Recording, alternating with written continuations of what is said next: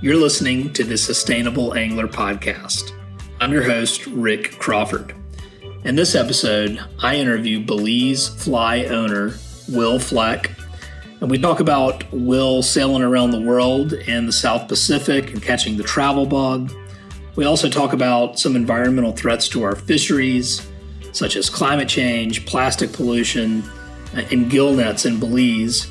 We also share some success stories about how Belize has banned single-use plastics, how they have protected bonefish, tarpon, and permit as a catch-and-release species only, and even some of the cool sustainable business practices that Wil has implemented at his lodge and fly shop.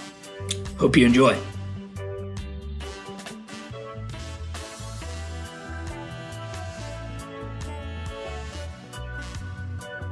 This episode of the Sustainable Angler Podcast is brought to you by Emerger Strategies, a sustainable business consultancy whose mission is to solve the climate crisis by helping your business go zero waste and carbon neutral.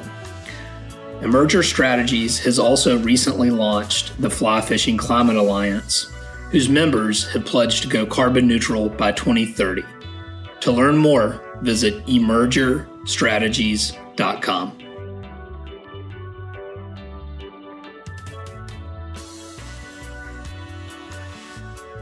Wil, I know you're an avid angler and split your time between Canada and Belize, but that is...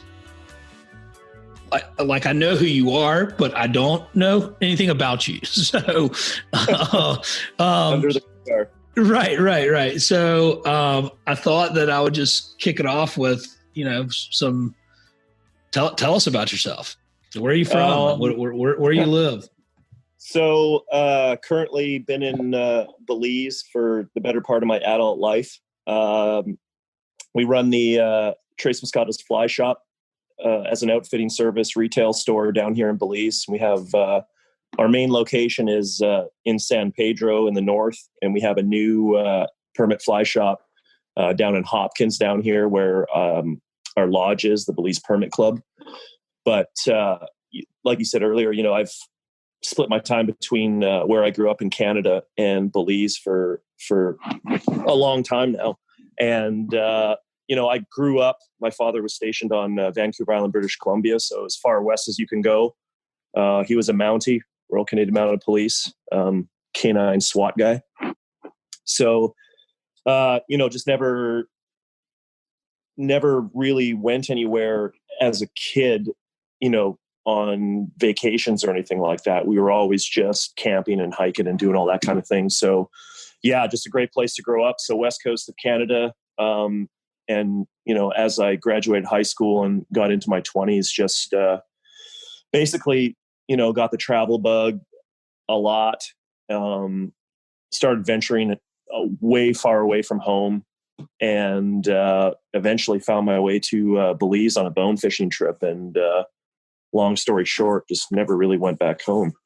Nice. So that's kind of how I got to where I am right now. And in between all that, just a lot of hard work and heartache, and you know how it is.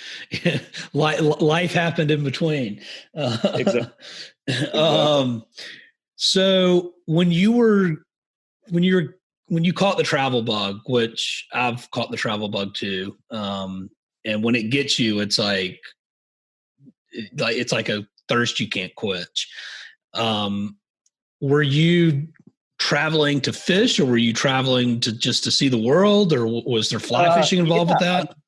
Yeah. I mean, I was traveling, just to see different things, I, as a kid, you get on your BMX bike and you're like, I'm going to go to this other river.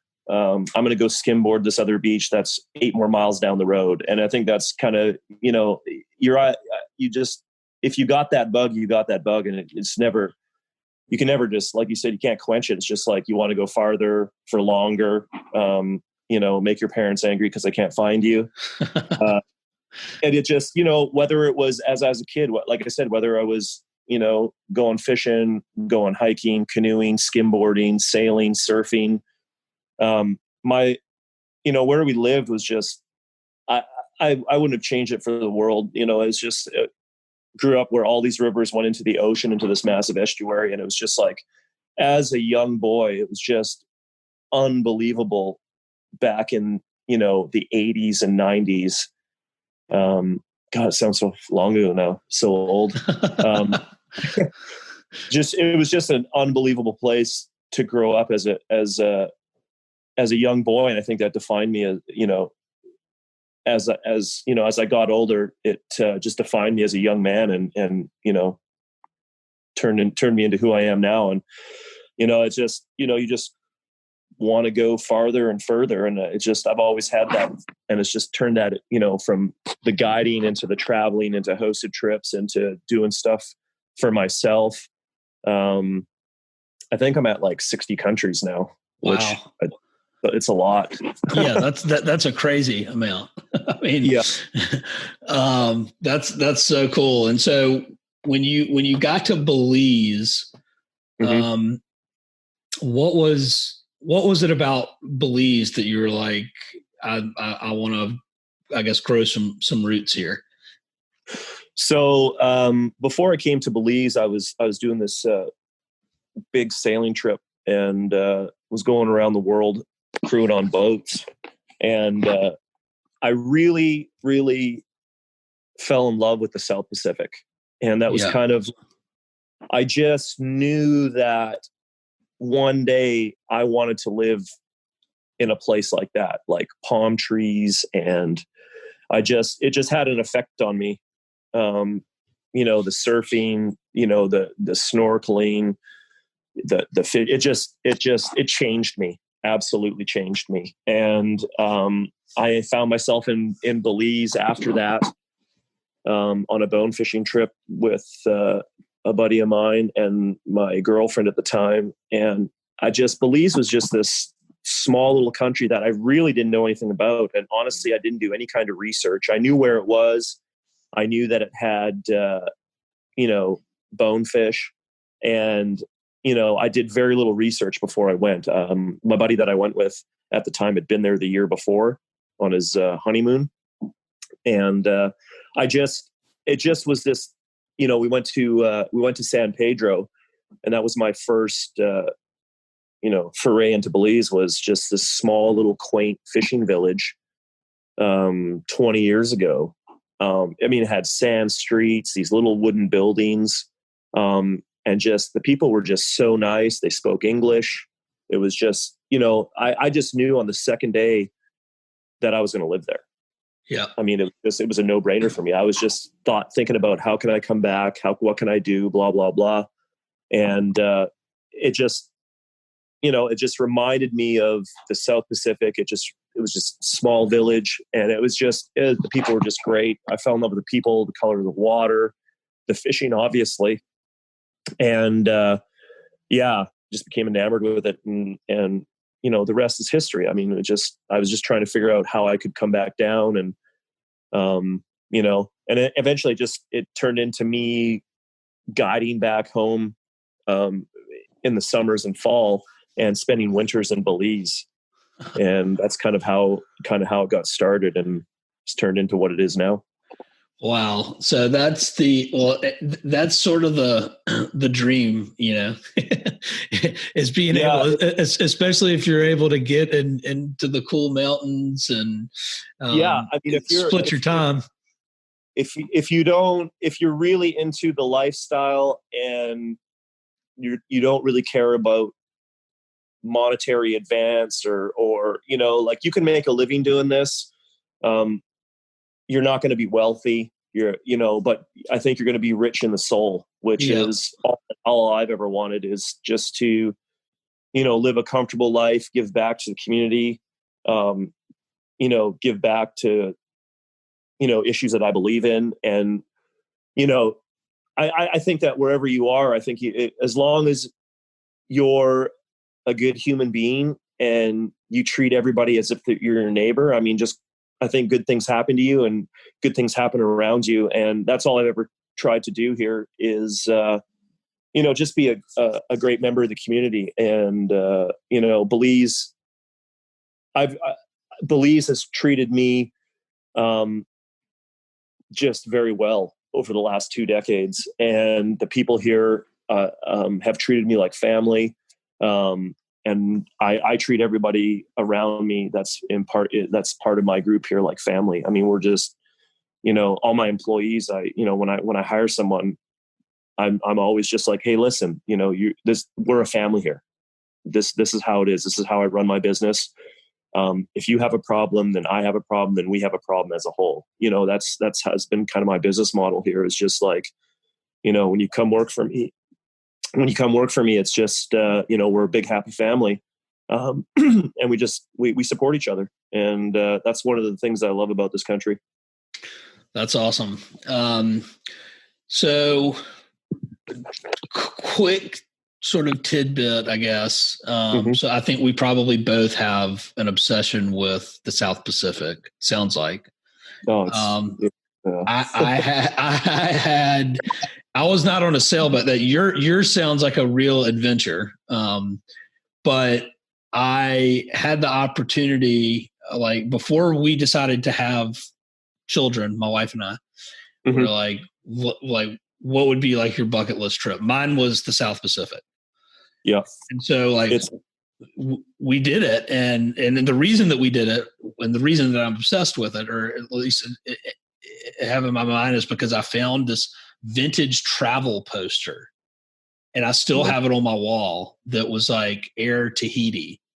Yeah. And it was just totally romantic and just exotic and tropical. And I was just like, one day I'm going to go there. I'm going to go there one day. And we did it. And we went out there. We went to Moorea, and then an atoll called Rangiroa. Yeah. And it was. So I was right there in French Polynesia, where you were. Did you make it to Wahine? I did not. So yeah, that's all those like Raiatea, Taha. They're right in the same Moorea chain there. Cook's Lookout, Captain Cook, all that stuff. But Wahine was this really, really small island that had that just like Island of Dr. Moreau kind of feel to it. They had like this small post office. I remember the phone system. They still plugged the cables in the wall in this little wooden plywood shack. I have some of my greatest photos that I've ever taken on the old black and white camera of that island that are just in my scrapbook back at my mom's place back in Canada, that are just, every time I go home, I look at them. They're that place, that is one island that I would really love to go back to. And I've always wanted to sail again. And I always told myself when I was 40, I'd do it again. And I'm about 5 years off now. So I'm a little late, but I would love to take a boat around the world again. And maybe I'll do that when my daughter gets a little bit older.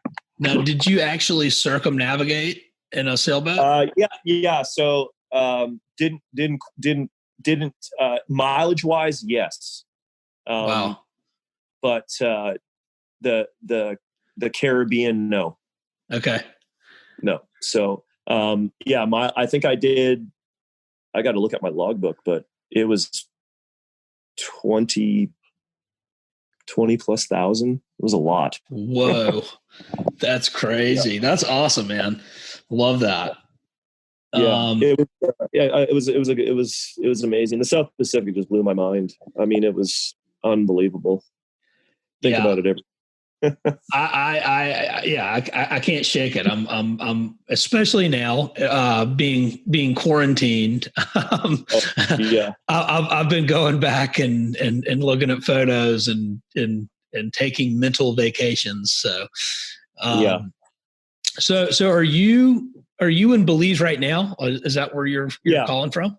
Yeah. So we're down. I'm quarantined at the Permit Lodge, the Belize Permit Club right now. We're I forget. Day 25, 26, 27. I've lost count. We've been a month in right now. I think our stay at home state of emergency, I think, ends on the 4th of May. I think. So we'll see what happens. This whole thing, I don't think international travel is going to be a huge priority for everybody once this thing is over. So, unfortunately, I would agree. yeah. So these are crazy times that we're living in, but Absolutely. But it allows us to refocus and get some stuff done that we haven't been able to get done because we've been so busy, and just focus on things that are important. So that's kind of how I'm looking at it right now. It's staying positive. Yeah. I do the same. We're my wife and I know Will, we were talking earlier, our daughters are about the same age, and we're just focusing on like how unique and rare is it in this day and age to be able to get to spend this much time with your daughter at this stage of their life. And Absolutely. so we're just really feeling pretty fortunate and blessed about that. Yeah. I mean, usually I'm on the water, 200 plus days a year. And, like I leave at 4:00 in the morning and I get back at 4:00 in the afternoon. So, if I'm lucky, I might get to see her a couple hours in the evening, and that's it. It's just like, that's the gist of the job right now. So yeah, being able to spend all that time with her right now, especially at this age where you know how it is. I mean, it's just crazy to see how much they learn in a 24-hour period. Oh yeah. And I mean, and it's almost like grow. Like I'll wake up, she'll wake up. I'll be like, I swear, I think she's taller today. Like this is crazy. It's funny you say that because I'll look at her when she's napping. I'll be like, oh my God, I think she grew 2 inches. Right. Well, it is staying positive. I think is just a necessary requirement. With everything that's going on, but I was thinking about this the other day. It's like, we're all at home, we're staying at home. Just think about how good for the environment this is. Like less fossil fuels being burnt. Like we're nobody's driving around, no one's flying. As bad as that is for economies and stuff. I mean, Mother Earth's getting kind of a little break right now. Yeah, and actually, today is Earth Day. It's the 50th anniversary of Earth Day, believe it or not. Nice. Happy Earth Day. Yeah, right? Happy Earth Day. So this is Mother. So good opportunity to transition here. Let's talk about the environment and nature and what's near and dear to. I intentionally do these sort of open-ended questions about this. And I'll let you run with it. But I mean, what are some environmental issues that are near and dear to your heart? I mean, there's a number of them. It's probably a loaded question. For me as an angler personally, I'm really passionate about wild places and wild fish in clean ecosystems. That for me, and I think that comes from a lot of my time in my childhood and my early adolescence, just steelhead fishing, for example. I mean, they live in the most incredible places, just the scenery, the rivers, green lush forests. It's just, I mean, that's just personally, that for me is just, I've always been passionate about that from my time taking cell-mounted enhancement classes in school, to where I am now. I mean, and in Belize, for example, I mean, there's so many, projects that we've been involved in, both personally and, as a company. We have our slam tournament every year that, for the last 12, 13 years, we've been giving back to the community. Now, whether that's Oceania locally, whether that's donating a boat to the Coast Guard for enforcement, one of the things that Belize has worked on and passed into law in 2009 was the protection of bonefish, permit, and tarpon as a catch and release species, and we were the first country in the world to do that. So that was a huge win for all the stakeholders here in Belize, all the guides, all the resort lodge owners, fly fishing industry as a whole. That was a big win-win. Our big thing right now, that all the stakeholders have been involved in the last few years has been trying to get the gill net ban. We've been it's a big problem here where we are. I mean, Belize we're just a small country with this great barrier reef right out front. And, we only have 400,000 people in this country, which is just amazing because we're surrounded by, countries with millions and millions and millions of people. You got Mexico to the north with 120 million or whatever. You've got Guatemala to the west with 4 or 5 million. You've got Honduras to the south, which has got 4 or 5 million. I mean, we're just surrounded by these countries with millions and millions and millions of people. And then you've got Belize, it's got 400,000. So, this gill net ban it's important for me personally, but it's also important for our country. We've, a lot of people have put a lot of work, a lot of time, basically just a lot of blood, sweat, and tears to make this thing a reality and bring it to fruition. And we're really close. The government is on board. Got to get it passed through the House and the Senate now. And this whole COVID-19 thing just kind of put it on the back burner, I think, for now. But I mean, it's a huge step in the right direction. If this thing gets passed and it becomes, 100% law, and we're not, there's only, licensed commercial gill netters in Belize. There's not a lot of them. I think there's like 80.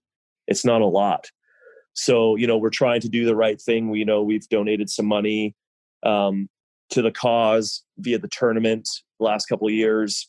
We don't want to displace workers. That's right. Not our goal. The stakeholders want to retrain these people. They want to buy the nets back, kind of how they did, I think, in Washington and Oregon, on the coast. We just want to do what's right so that, my daughter can still fish for permit, 20 years from now. Right. Belize has been great about recognizing the economic value of sport fishing and by protecting those 3 species. Right now, if we can get the gill net ban into effect and stop that poaching and stop just, all that bycatch, it's just a win-win situation for everybody. It's a win-win for the tourists that come here to fish with us. It's a win-win for families that live here.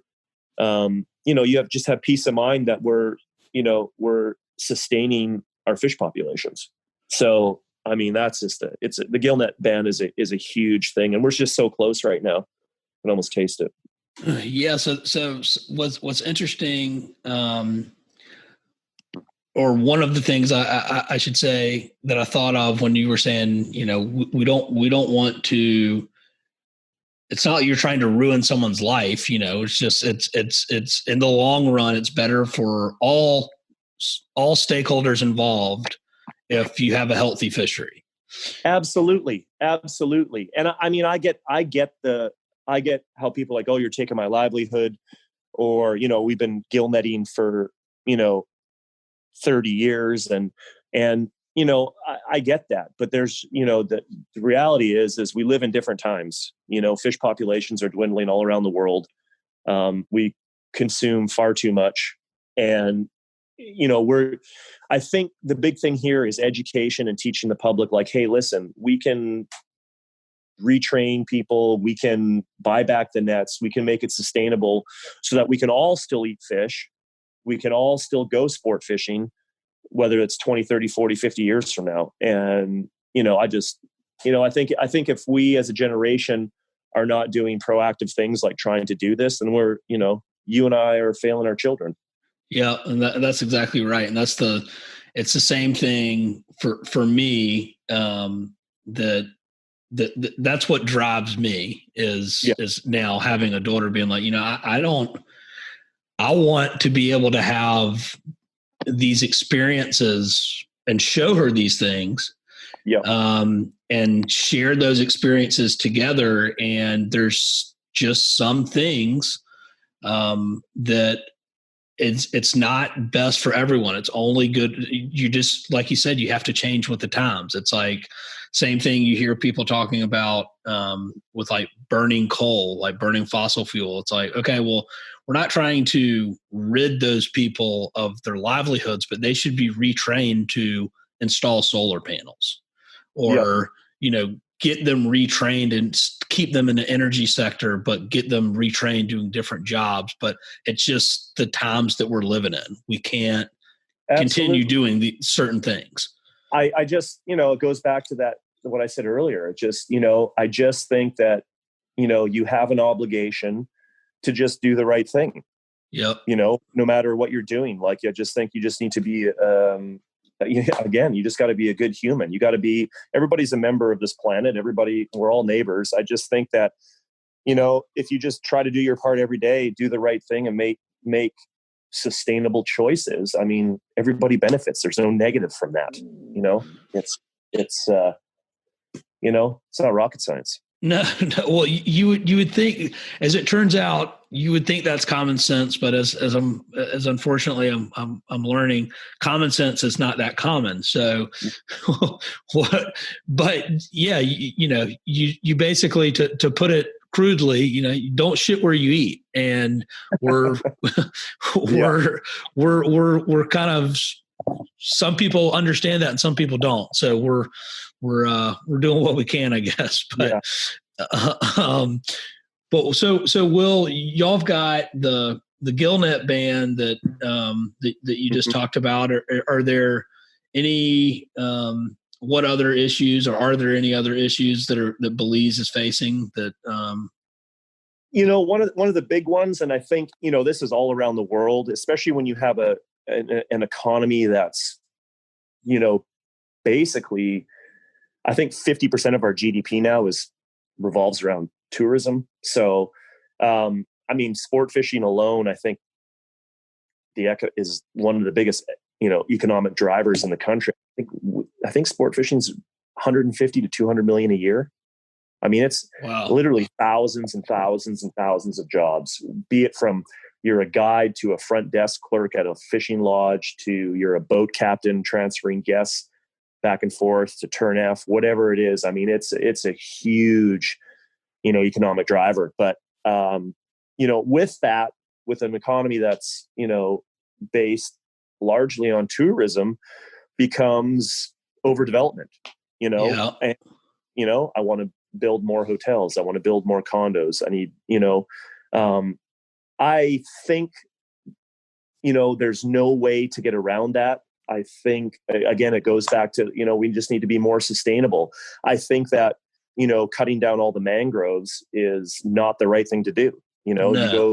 You go, let's build a hotel. Let's cut down all the mangroves on the beach, dredge the flat, and, have a nice white sandy beach. I think there's just better ways to do it. We've, if you've been looking in the news in Belize lately, there's a great permit flat off Cayo Rosario that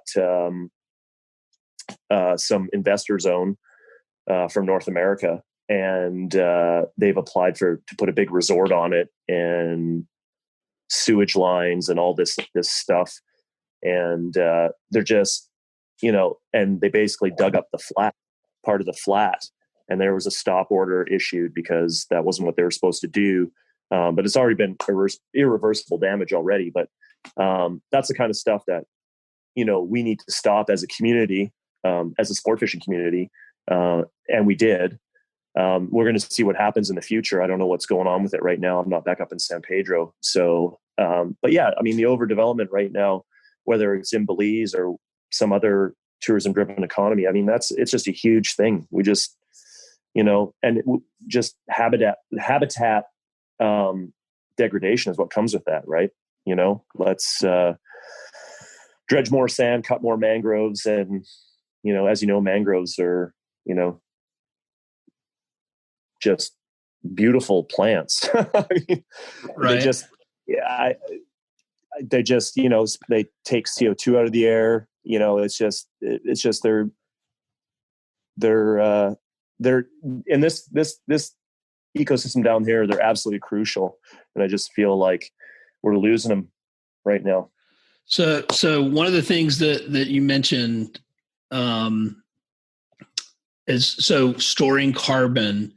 It's like seagrasses, tidal marshes, and mangroves are like kind of the big three. And that's when they're calling it blue carbon basically. And these are integral parts of ecosystems. They keep to make this, I guess, relatable to Charleston, for example, where I live, we have a tidal marshes, right? So we have an average tidal swing and of 5 feet on full moons, new moons. They swell to 6 feet, flood tide for redfish. And so anyways, I spend a lot of time in the marsh. I grew up in this area, 2 hours south of here in Savannah. And it's one of those things that you can look out and it seems endless that you have all these tidal marshes and the green Spartina grass and pluff mud, but they're actually tidal marshes. I'm looking at this website called the Blue Carbon Initiative. I've heard of that.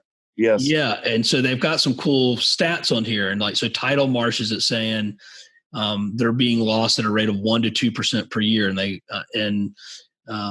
they've already lost 50% of their historical global coverages. Seagrass, which I go to the Everglades every year and fish with some friends, and you see all the seagrass there. Well, that's also absorbing a lot of carbon, and that's also being lost at similar rates. And the thing is with those ecosystems like turtle grass and mangroves, I mean, they're huge filter systems. Everybody always, I hear it all the time in Belize, especially when I'm on the permit flats, everybody's like, the water here is so clear. And I'm like, that's exactly it, because we have all these mangroves and all this turtle grass that filters out all that sediment. And if you start to take those things away, if you start to take that turtle grass away, those big turtle grass beds and those mangrove systems, all that sediment does not get filtered anymore. It ends up on the reef, suffocates it. So now you've got, all that sediment and silt that's coming out of the rivers, that's coming out, off the beaches because of wave refraction, whatever it is, it goes right to the reef. It eventually makes its way to the reef, which is a no bueno situation. And the other thing, like, as you is true. I mean, turtle grass and mangroves, I mean, to regrow those is a very long process. Right. I mean, it takes years and years and years to regrow mangroves. And if you've got like a stack of mangroves on the beach that are 6 to 10 feet high, I mean, that thing has been there for a long, long time. And for you to go and cut it down, and if you were to replant it the next day, I mean, it would take, 50 to 100 years for it to get back to where it was. It's just, it's just seeing somebody dredge a turtle grass flat just makes me sick.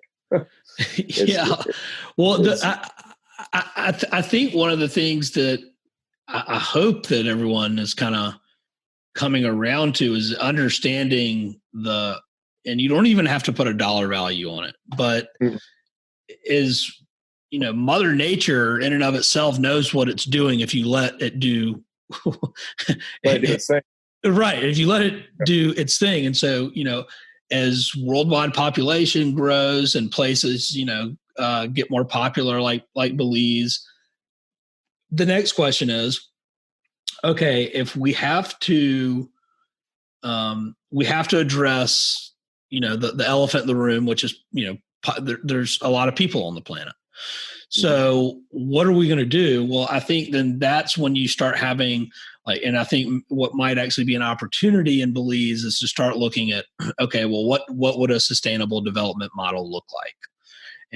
And how does that affect the communities? And by affect, I mean, positively affect, so that there are jobs created, so that there are culture is maintained, because, I think the last thing any of us want, particularly if you've been fortunate to travel a little bit, is for like you see it in America a lot, with strip malls and everything else, where it's just like, I could be in Wyoming or South Carolina and wouldn't know the difference if I'm looking at a strip mall. Yeah, you're losing your cultural identity, and that's important. It's that cookie cutter model, and as population increases, the more pressure on the environment. I just think now more than ever, there's initiatives everywhere, whether it's a bonefish tarpon trust thing, it's an Oceania thing. We have all these ways as citizens of the earth to do great things, and it just keeps coming back down to just do the right thing. Do the right thing for your neighbor, and do the right thing for your family. And I just think we just have that part to be more sustainable. And as we keep going along and populations are growing, the pressure gets more and more and more and more, and resources get less and less and less and less. And now more than ever, there's, like I said, a lot of initiatives that are trying to do the right thing, which, I mean, at no other time in history have we been at this juncture. I mean, there's more nonprofits, more people trying to do good things, which I think is just a great positive, and it's just trying to swing that balance back in the right way. So, all right. So we've talked about some environmental degradation and things of that nature, but let's talk about, you're talking about, the swinging back, doing good, doing the right thing. Yep. Do you have any success stories or anything that would that's positive and inspirational that you'd care to share on that front? Yeah, I mean, we've Belize is trying to do the right thing. There's we ban the capture and killing of bonefish tarpon and permit. So, catch and release only back in 2009, which is great. And hopefully in the next little bit, we can get that gill net ban, which is just, it's a huge, huge, huge win. Might be one of the biggest ones ever for the country as a whole. Yeah. The government put into law banning single-use plastics. Really? Which, yeah. So I think it might be by, I don't know if it was I don't think it was January this year. I think by January next year, all single use, like styrofoam containers, plastic bags. I see more and more restaurants and bars now are going to biodegradable straws, or like reusable straws, or no straws at all. Usually back in the old days, you go order gin and tonic at the bar and they give you like 2 of those little plastic straws. Now I notice some places they'll give you the drink, but they'll stir it for you before they give it to you. Right. Which is huge. But there's still some other places that are still using single-use straws, which is crazy. I read some astonishing facts somewhere. I forget where it was, but I think I don't know if it's in the US or North America as a whole, but I heard something like 500 million plastic straws per day. I think I've seen that stat. Yeah, it's crazy. I mean, I just like, when I first read that stat, I was like, that's wrong. There's no way. And then you think about it and you're like, actually, it's probably right. Yeah. Just like, again, and, but it's great. And then, but I read that stat, and then I think I read a little bit later that Seattle was, I think, the first city in the U.S. to ban the use of single-use straws. Right? Yeah, it's right. It's starting to happen. We did it in Charleston, bags and straws, and a lot of the beach communities here, because they're their own like cities or towns. They're the ones who are making the economic case for it, because they're going, look, I mean, people, it's similar to Belize. They get like Folly Beach here on Charleston. I mean, they would die without tourism. Like the economy there is tourism. And so they're going, well, look, our people come here to see a pristine beach and experience the low country, and they don't want to walk down the beach and have plastic straws sticking out of the sand and plastic bags rolling down the beach. And then they're going to go into the ocean and, they can kill animals. Like, it's just not good business. Mm-hmm.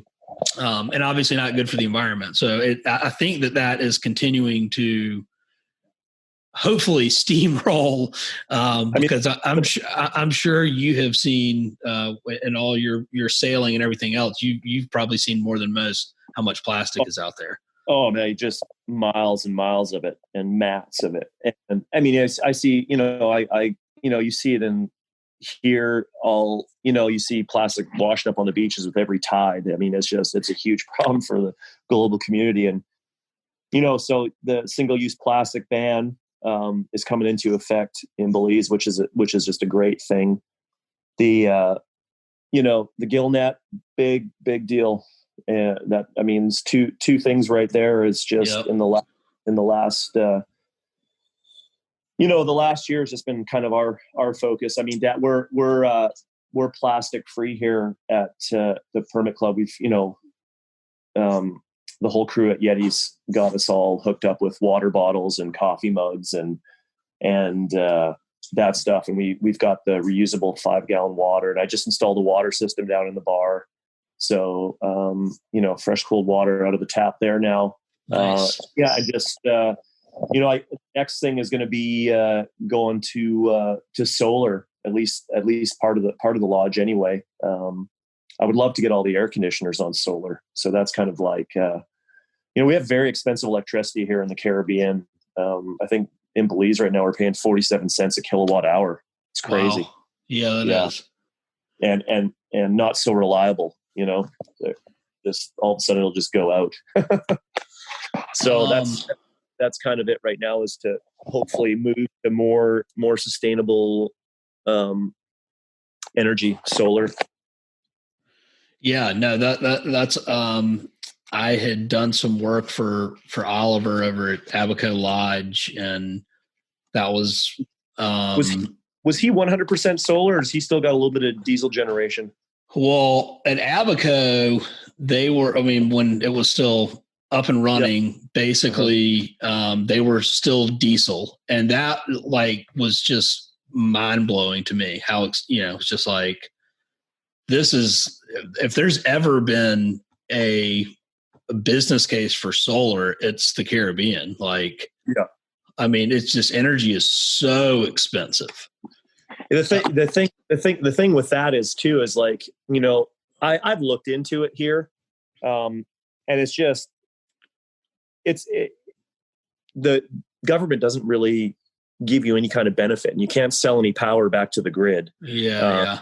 It's just like, they should make it, should give you a break on tax. They should give you a break on, import duties to bring the stuff in.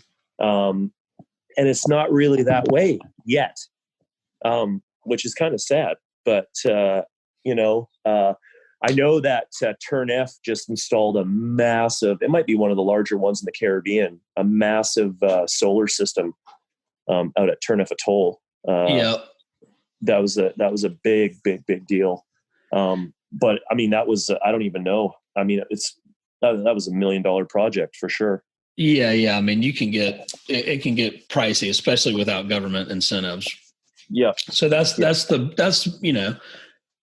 most people's barrier. It's just all right, well, I need to be able to afford it. I mean, it's a guaranteed payback, but you got to have the capital up front. Yeah, exactly. But I think what's important and what you're talking about with your lodge is something that I talk about with all of my clients and people that I interview on this podcast is, hey, look, it's like being a person, right? And you're trying to be the best version of yourself. And so you're taking the right steps. It's not a flip the switch, hey, we're a sustainable solution. It's a journey. and you take those steps, and I commend you for that, you know? And I mean, that's what a lot of people, I think they get wrapped around the axle when they're like, okay, well, if we're going to do this sustainability thing, like we're going to be like all in, and next year we're going to be able to say that we're this or that. And it's like, well, that's not how it works. You know, you have to do what you can with what you have and feel good about that. And there's nothing wrong with, you know, taking any step that's a positive one. And so I think that's an important message for if there happen to be other lodge owners or anything like that listening, is just do the right thing, to Will's point. And then you can, over time, when it makes sense, then yeah, okay, cool. Well, you know, in 5 years, there might be some big government incentive, you know, and it's like, okay, cool. Well, let's do solar. We've always, you know, here at the business model for the Permit Club has always just been just a small carbon footprint. Yeah. You know, like we run 3 boats. We take 6 anglers. That's it. We don't take 8. We don't take 10. We don't take 12. I will never expand to that. You know, we run 3 outboard motors. We have a pickup truck, and we have a couple air conditioners. That's our carbon footprint. That's it.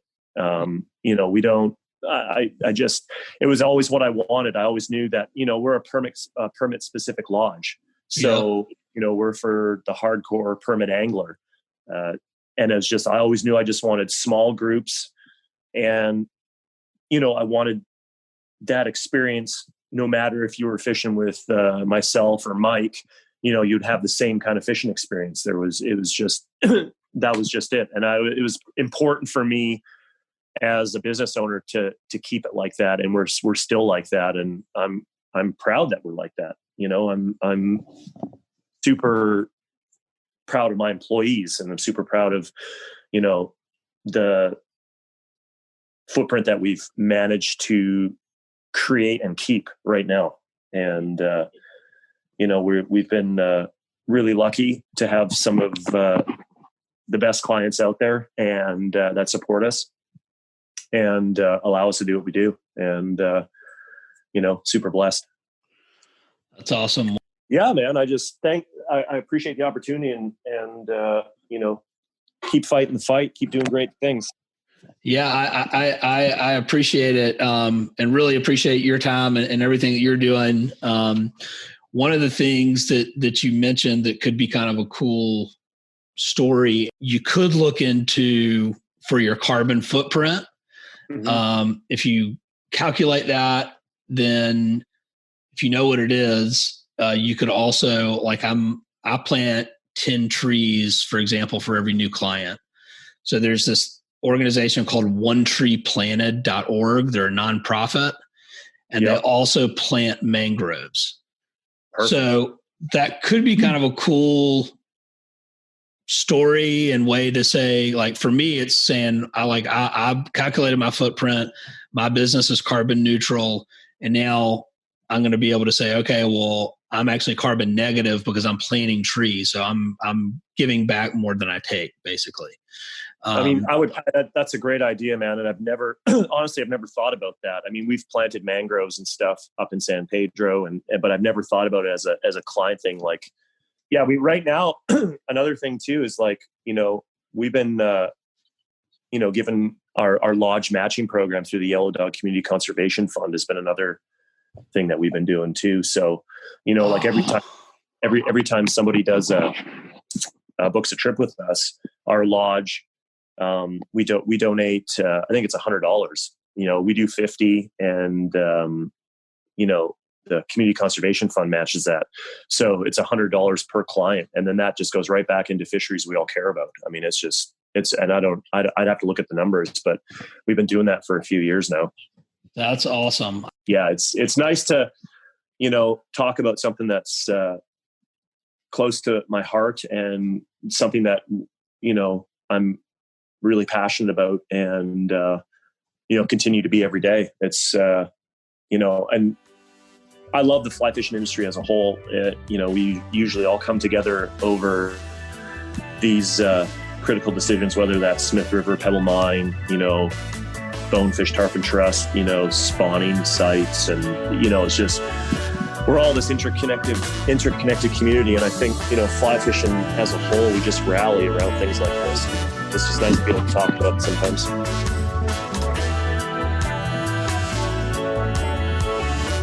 Thanks for tuning in to The Sustainable Angler, and special thanks to Wil Flack for joining me on the show. You can find any current and past episodes of the Sustainable Angler podcast on iTunes, Spotify, SoundCloud, Stitcher, or wherever you listen to your podcast. Thanks for tuning in.